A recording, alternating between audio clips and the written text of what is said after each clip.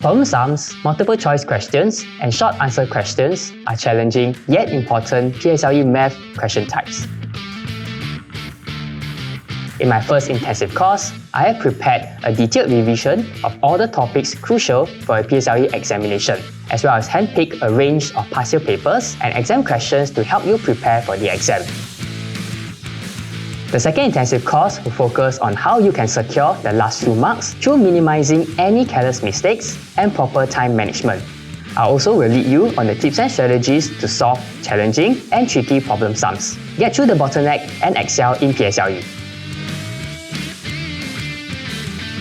Challenging questions such as experiment and database questions are where students have difficulty answering accurately, hence marks are lost easily.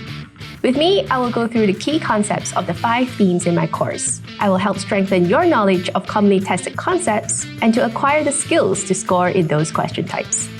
Not only that, I will also specifically identify MCQ traps, so you know exactly what to do to secure your marks in examinations. I'm Melvin. I'm Jolene. And we're here to guide you anytime, anywhere.